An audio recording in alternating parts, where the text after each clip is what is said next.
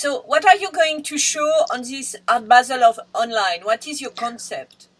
So there is no real concept, but we have decided to step in from the real life, which is the show which is currently on view at the gallery, which is titled Stage Door. And so the first image that anyone will be able to get for viewing room is actually the photo of the outside of the gallery, which itself includes in the window a large work by Adriana Lara with a Mexican artist of a reproduction of a tarot arcana, which is a very positive arcana about the things that are starting again. Okay. So we open the door from the real life, and then we enter the digital viewing room. And one of your artists is Dorothy Yannon. Yes, absolutely. We will be including two works of Dorothy in the viewing room that will not be presented at the same moment because we enter works a few by a few every day, so that the digital viewing room is different every day. And from Dorothy, we are showing two beautiful paintings, which she's done recently about some kind of ecstatic vision of the world. Maybe we need a bit of ecstasy these days. But from what period is it? Very recent. The two last paintings she ever did. So, what is Dorothy speaking about in general? Liberty.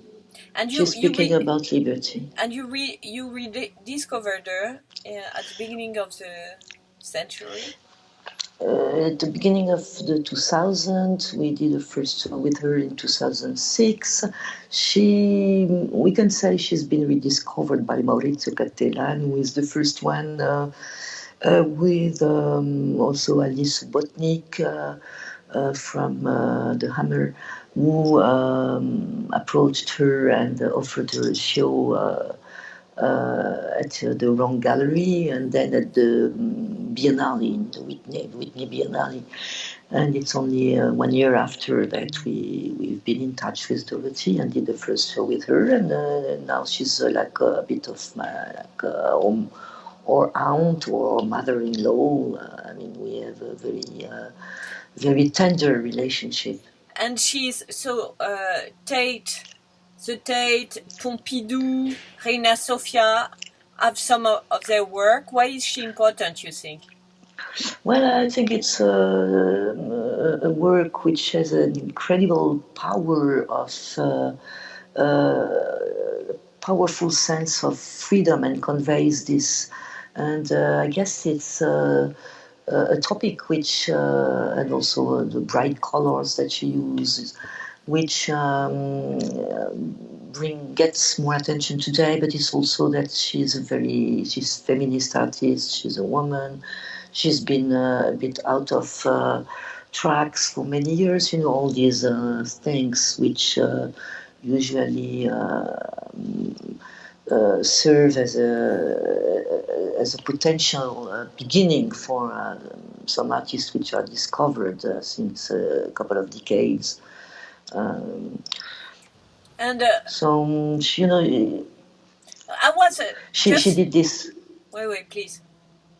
She did this fantastic thing in '61 that she was traveling back to New York, and she was at the customs at the airport, and she had a copy of Tropique du Cancer by Henry Miller, which was seized because of pornography. It was forbidden to sell and forbidden to possess this book in the US by then. And she was so pissed off that she sued the government, and she won.